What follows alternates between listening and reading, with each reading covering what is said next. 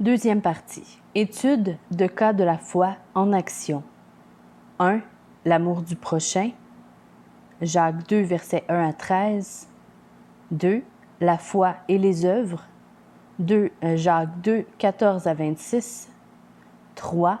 Le contrôle de la langue. Jacques 3, versets 1 à 12. 4. La croissance en sagesse.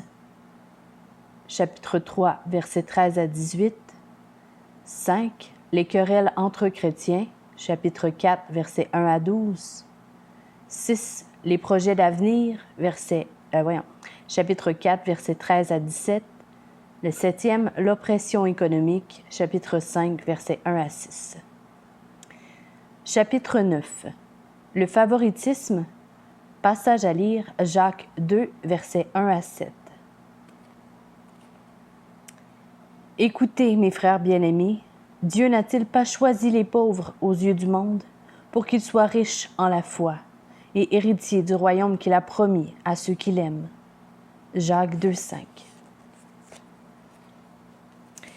Le premier chapitre de l'Épître de Jacques met en place le thème central de la vie chrétienne par un enchaînement d'arguments très concrets. La foi vivante et réelle à laquelle les croyants naissent par la parole de vérité est une foi qui entend ce que Dieu dit et qui y obéit avec un cœur bien disposé. Cette foi se vit par le service des autres dans la pratique et dans la sainteté personnelle devant le Seigneur. Sa réalité se manifeste dans le fait qu'elle fait résolument face aux épreuves et aux tentations. Elle les regarde comme des tests de la persévérance qui sont destinés à produire croissance et maturité spirituelle en vue de remporter la victoire, tout en faisant preuve d'une dépendance dynamique au Seigneur Jésus-Christ. Dans son second chapitre, Jacques s'attache à l'étude de cas spécifiques de l'action de cette foi. Cette section forme le corps principal de l'Épître, c'est-à-dire chapitre 2, verset 1 à chapitre 5, verset 11. L'auteur part de l'hypothèse centrale que la réalité de la foi chrétienne se révèle clairement par une conduite concrète dans le cours normal de la vie.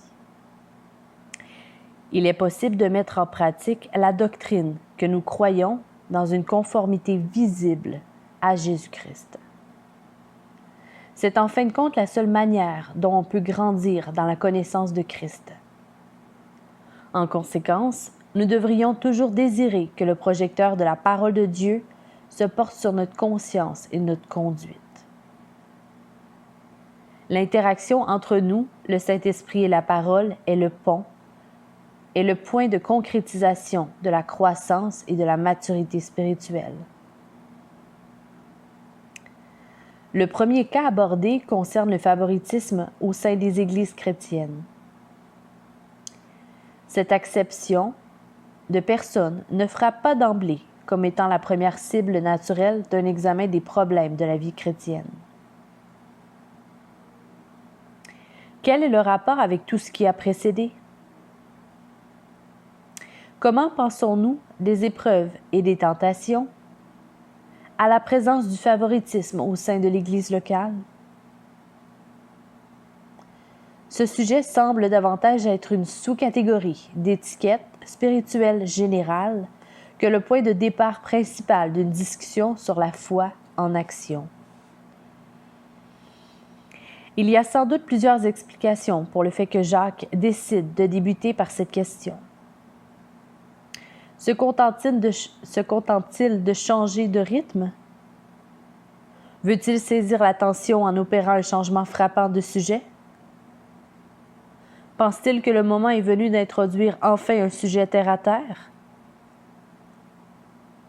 Sans rejeter totalement ces explications, nous pouvons cependant avancer que la clé de son choix se trouve au cœur de l'histoire qu'il raconte, en Jacques 2, versets 1 à 7.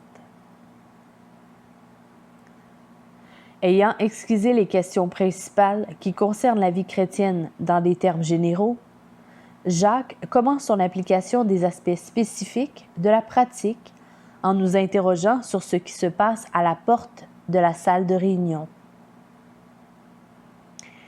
L'Église se compose de chrétiens qui forment le corps de Christ, le peuple de Dieu dans ce monde. Eh bien, imaginons que quelqu'un se présente dans l'une de nos réunions. Comment, en termes pratiques, notre foi chrétienne se traduit-elle dans la manière dont nous accueillons cette personne?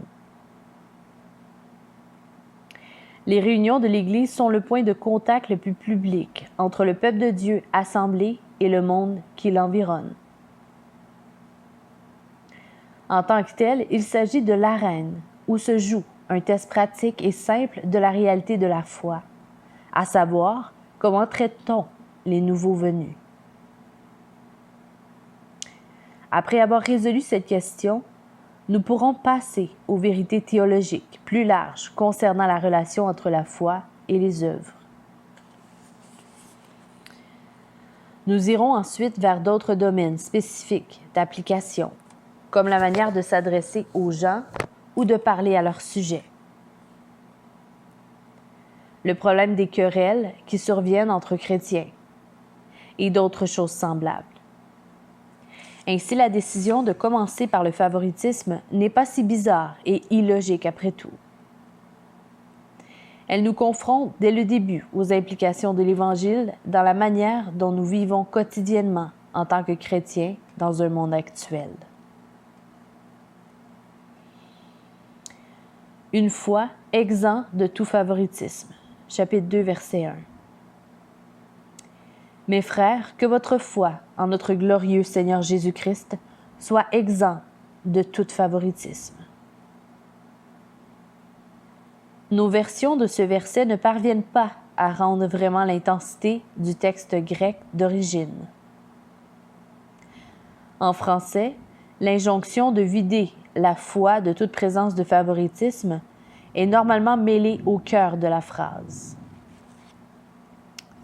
En grec, au contraire, elle vient au tout début, à la place de la plus grande accentuation. Elle peut se rendre de façon littérale. Mes frères, exempts de tout favoritisme, tenez votre foi en notre glorieux Seigneur Jésus-Christ. Dans l'original, cette forme donne une expression vigoureuse à la contradiction totale qu'est le fait de croire en Jésus-Christ tout en faisant place au favoritisme et à l'esprit de partialité. La foi en notre glorieux Seigneur Jésus-Christ, c'est-à-dire la foi en Jésus-Christ qui est le Seigneur de gloire, est la racine de toute vie spirituelle et de toute œuvre agréable à Dieu. Le favoritisme ne s'accorde pas du tout avec le fait de suivre le Seigneur. Mes frères, Jacques s'adresse à des gens qui se regardent comme chrétiens. Il fait appel à leur profession de foi en Christ, touchant ici la question de la réalité de leur amour personnel pour le Seigneur. De cette manière manifeste et tranquille, le frère du Seigneur pose une norme irréductible de la vie chrétienne. Selon lui, enseigné par la parole de Dieu et par le Saint-Esprit, le croyant s'est engagé à vivre un modèle de conduite très défini qui, au plus profond, découle de son être par sa conversion à Christ dans une foi vivante. Le fait de s'adresser à ses lecteurs comme frères établit immédiatement un contact avec leur conscience. Quiconque fait l'objet d'une telle interpellation doit y répondre intérieurement. Soit cet homme se reconnaît effectivement comme un frère, soit il ressent sa disqualification quant à ce statut. Dans un cas, cela l'encourage à chercher une relation plus engagée avec le Seigneur et son peuple. Dans l'autre, il recule avec une hypocrisie remplie de ressentiment ou avec un rejet manifeste. Les vrais chrétiens sont de vrais frères parce qu'ils sont vraiment sauvés par la vraie grâce souveraine de Dieu en Jésus-Christ. Amen. Que votre foi soit exempt de tout favoritisme. L'inconséquence qu'il y a entre la foi en Christ et le favoritisme repose dans la nature du salut chrétien. Celui pour qui la personne de Christ a de la valeur en accorde aussi à tous ses proches. L'idée des liens qui proviennent du sang est très appropriée. Ceux que Jésus a sauvés par l'effusion de son sang expiatoire sont par cela adoptés comme enfants de Dieu. Le favoritisme au sein d'une famille terrestre est une négation pernicieuse des liens familiaux légitimes. Pareillement, la partialité parmi les croyants est un reniement des privilèges acquis au prix du sang de Christ, dont jouissent les frères et les sœurs victimes d'une telle discrimination. Bien entendu, les auteurs de cette attitude sont les véritables perdants, car ces gens renient l'Évangile en fait. Ceux qui n'aiment pas tous les enfants de Dieu ne peuvent pas vraiment aimer leur Sauveur. Le terme traduit par favoritisme, en grec prosopolamphia, se trouve en seulement 3 autres passages du Nouveau Testament. On le retrouve notamment en Romains 2, verset 11, Éphésiens 6, verset 9, Colossiens 3, verset 25. Chacun se réfère au fait qu'au contraire de ce qui se passe parmi les hommes, il n'y a jamais de favoritisme avec Dieu.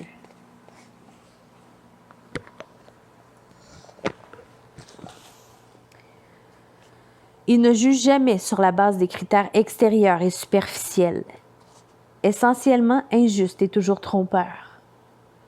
Ce mot s'emploie toujours pour indiquer la manifestation d'une faveur à quelqu'un en raison de quelques avantages extérieurs, comme la position sociale, la richesse et le pouvoir.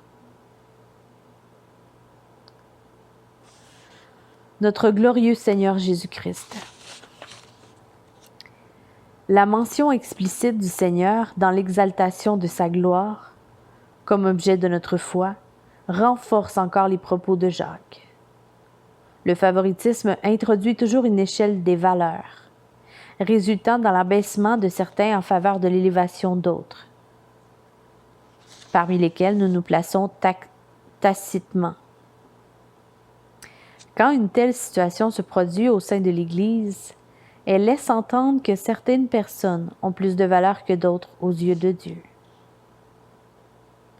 Puis encore, elle suggère l'idée d'une supériorité spirituelle chez la personne qui a ses favoris et juge de la qualité relative des membres du corps de Christ. Le salut en Christ, en revanche, est tout par grâce. Le bénéfice de la miséricorde de Dieu est l'égalisateur par excellence dans cette vie, attirant vers le haut et non pas vers le bas. Pourquoi cela? Parce qu'aucun chrétien, s'il s'accorde avec la nature souveraine et gratuite du salut en Christ, ne peut se regarder comme plus important que qui que ce soit d'autre. La mention de Christ comme notre glorieux Seigneur Jésus-Christ souligne le fait qu'il est le Seigneur de gloire pour tous ceux qu'il a sauvés par son propre sang. Préférer un chrétien à un autre en raison de sa richesse, de son vêtement, de sa facilité à parler, de ses manières ou de son succès revient à oublier ce que Christ a fait en mourant à la place des pécheurs. Il a sauvé ceux qui étaient morts spirituellement, mettant ainsi au jour notre complète pauvreté et destitution dans le domaine spirituel. Nous n'avons de vraies richesses que par la foi en lui, les richesses de la grâce de l'Évangile pour la vie ici-bas et pour l'éternité. Selon Martin Luther, l'empereur romain Théodose préférait être Christanus Rusticus à Ethnicus Alexander. Il préférait être un clown chrétien qu'un empereur païen, tant il valorisait davantage sa foi chrétienne que l'Empire.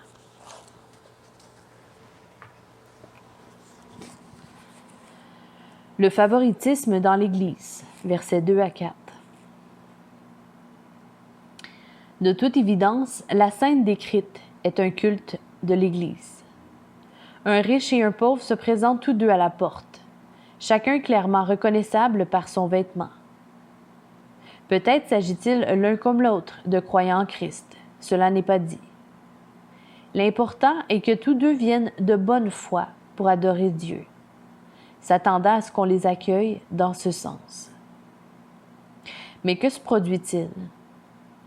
On montre des égards spéciaux envers l'homme bien habillé, alors qu'on pousse le pauvre sur le côté sans lui manifester de bienvenue. Dans une telle situation, déclare Jacques, une discrimination provenant de mauvaises pensées a pointé son horrible tête dans la communion de l'Église de Christ et a ouvert une blessure là où il ne devait pas en exister, c'est-à-dire dans l'esprit de ceux qui sont présents. Mais que se produit-il? On montre des égards spéciaux envers l'homme bien habillé. Remarquons en passant que Jacques ne nie pas la justesse de certaines distinctions légitimes de rang et de respect dans la société. Nous devons honorer le roi et ceux qui exercent l'autorité, ainsi que respecter ceux que le Seigneur a établis pour nous conduire dans le domaine spirituel. L'Écriture reconnaît la nécessité d'ordre et de structure dans la famille, l'État et l'Église.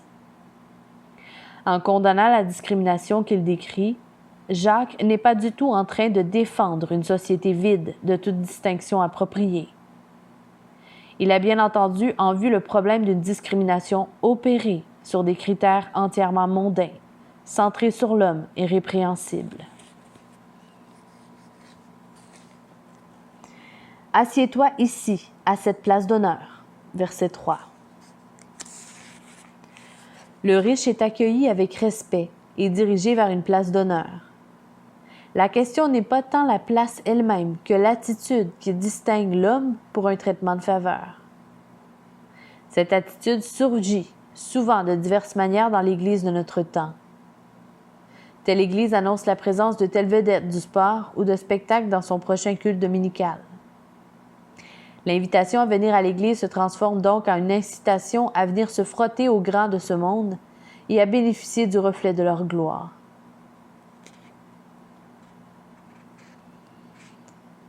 N'oublions pas non plus chez les protestants et les évangéliques la publicité accordée à certaines étoiles du discours public sans lesquelles on ne peut pas remplir une salle ou attirer à une conférence.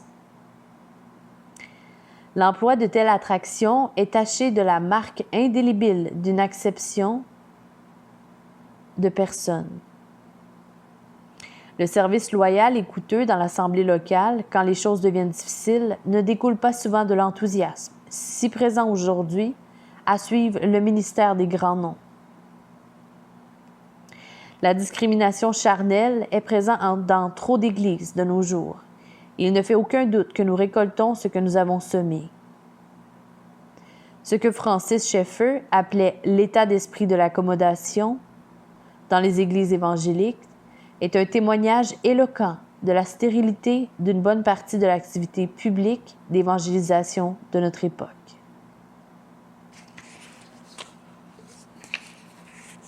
Quand les attitudes profanes tiennent le haut du pavé, l'Église cesse tout simplement de servir Christ.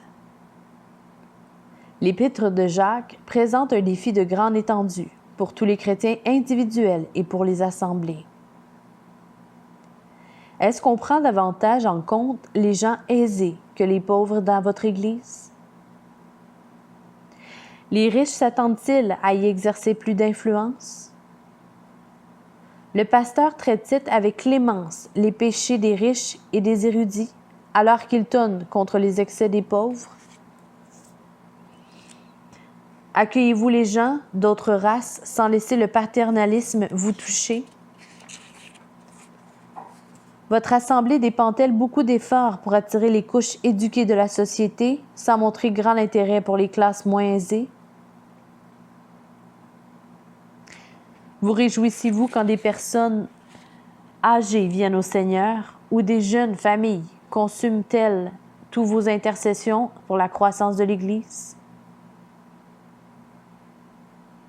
Y a-t-il des favoritismes cachés dans votre cœur qui vous font ressentir que s'il y a des gens dans l'Assemblée qui sont votre sorte de personnes, il y en a d'autres dont l'absence ne vous troublerait pas beaucoup?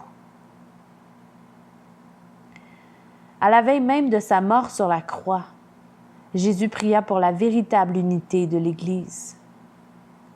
La seule réponse fidèle de notre part consiste à mettre en pratique la doctrine selon laquelle nous sommes un en Jésus-Christ. Des juges aux pensées mauvaises. Le favoritisme dit quelque chose au sujet de ceux qui mettent si volontiers en pratique ces mauvaises discriminations. Ce sont des juges aux pensées mauvaises, dit Jacques. Si, en évaluant notre attitude envers quelqu'un, nous plaçons la richesse avant la grâce, la renommée avant l'humilité, comme étant les normes déterminantes, nous ressemblons à un juge corrompu qui examinerait une affaire sur la base de tout sauf ses mérites. Le principe correct d'un discernement qui honore Dieu a été écarté au profit de critères erronés et centrés sur l'homme. À l'opposé, un cœur fondé sur Jésus-Christ repousse la tentation de juger les gens selon l'extérieur et cherche au contraire à discerner la marque de l'œuvre divine dans leur vie. On n'évalue pas un cheval par l'éclat de sa selle et de son harnais, mais selon sa force et sa rapidité. Employons de meilleures mesures que l'aspect extérieur pour évaluer les gens et les choses. Ne pensons pas que la foi, la meilleure, est celle dont la profession est la plus bruyante, ni que ceux qui brillent du plus grand éclat dans le monde sont les meilleurs. Christ vient souvent vers nous sous le déguisement de ses membres les plus pauvres.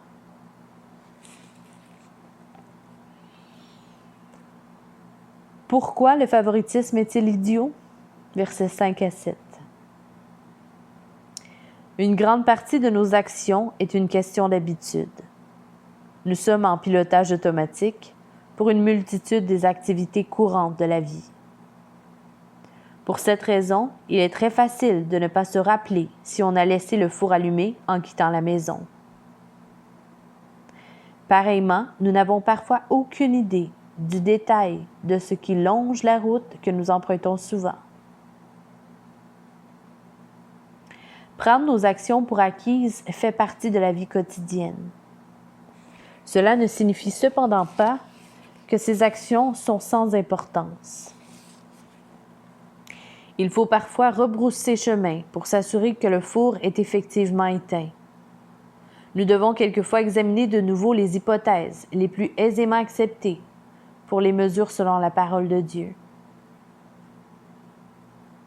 Il est tout à fait possible que le riche, le pauvre et ceux qui les ont accueillis de manière si différente n'aient pas accordé beaucoup d'attention à ce qui se passait.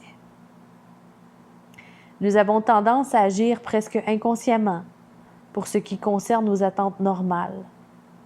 Le riche comme le pauvre accepte, sans y réfléchir, le traitement habituel auquel il s'attend.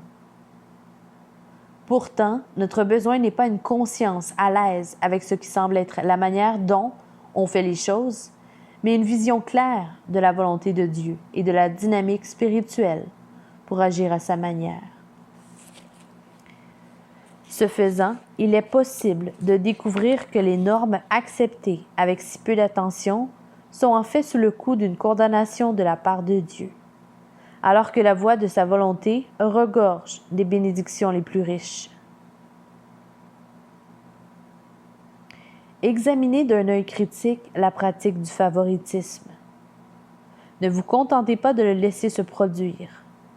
Demandez-vous pourquoi il devrait y avoir une telle discrimination. Jacques présente deux faits fondamentaux et pratiques qui devraient nous permettre de réévaluer les façons dont nous réagissons à la diversité d'États parmi les hommes. Premier, Dieu n'a-t-il pas choisi les pauvres? Verset 5. Dans la réalité, qui sont les chrétiens dans les églises du Seigneur Jésus-Christ? D'où viennent-ils dans leur acheminement vers la foi en Christ? N'est-il pas évident que la plupart de ceux que Dieu a sauvés sont les pauvres aux yeux du monde? Le peuple de Dieu se caractérise dans ce monde par une humilité d'origine qui se rapporte au fait que Christ est venu pour prêcher l'Évangile aux pauvres, à ceux qui le sont tant en termes temporels que spirituels. En réalité, l'Église dans tous les pays du monde et toutes les générations de l'histoire se compose en général de gens ordinaires.